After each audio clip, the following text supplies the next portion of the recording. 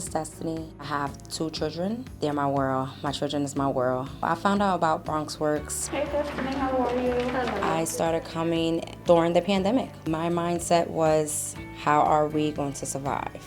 The pantry is pretty important because, as everybody knows, the world that we live in right now, everything is going sky high. Food, beverages, just for them to even have the food pantry on site in front of our building and even in our environment, it helps out a lot. Onions, lettuce. My son actually goes to the cooking classes here and he enjoys it. I like doing anything that they want to do and anything that's going to put a smile on their face. BronxWorks, I really love the fact that they're doing the amount of things that they're doing, especially with this community. She expressed an interest in construction.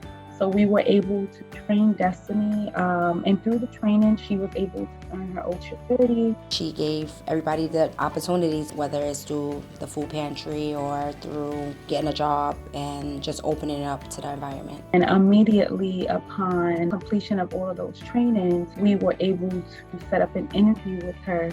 Destiny was hired for. I had to do something. Kids are very beyond expensive, and so I had to get up. I had to do the footwork. Destiny has definitely overcame a lot of barriers. She definitely didn't let those barriers stop her from thriving. BronxWorks actually helped me along the way. My name is Balima, and I'm a student in BronxWorks trying to get my GED.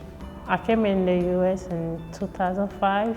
It's very important for me to get the GED because I'm trying to get in the nursing program. Back in my country, I was going to school to be a doctor. Things got in the way and I have to come over here. For the longest, I was trying to get to the GED program, but I didn't know where to go and how to do it. When I started the program, I was really, I don't know what I'm doing.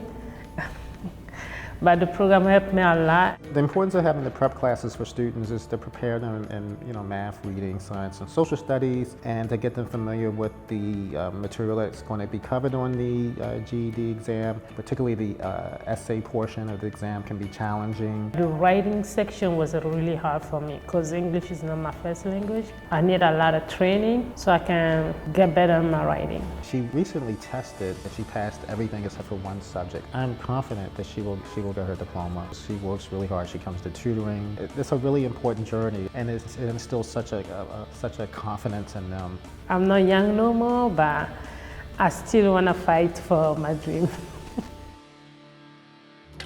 My name is Frederick. At the height of COVID, I was in the hospital. I had an accident. I got hit by a bus, which put me in the hospital for 4 months, where I had broken ribs, my leg broken in 2 places.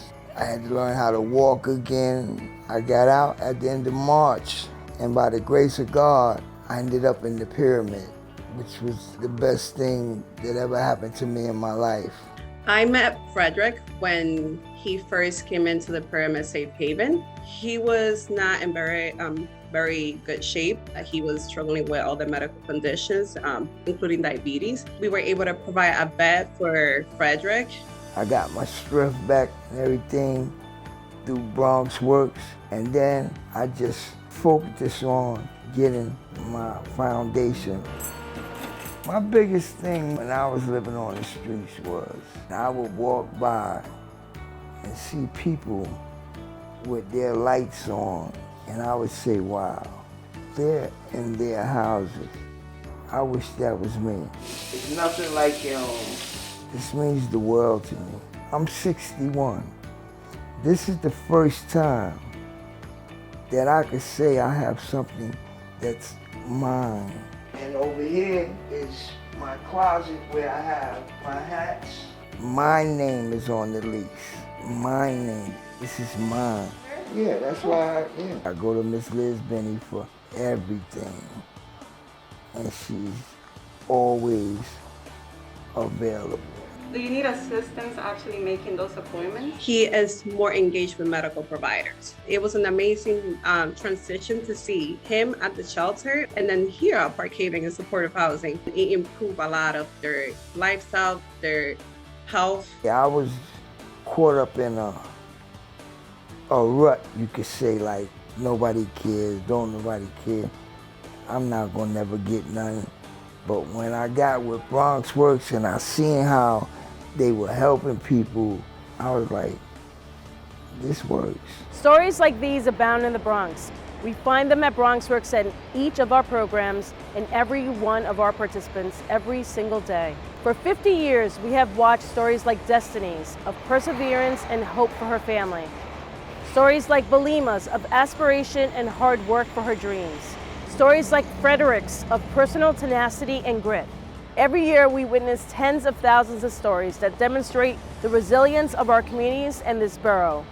We draw our own strength from those stories, and as long as the Bronx doesn't quit, BronxWorks will never quit. What keeps a smile on my face is knowing that things are getting better, knowing that if we continue to stand together and we could continue to stand strong, things are definitely getting better. BronxWorks is helping, not only they helping the young people, they also helping people like me that are trying to move on to something bigger. It made me feel good to have that type of respect from people higher up than me, because I came from nowhere, I didn't have nothing, and they helped me out.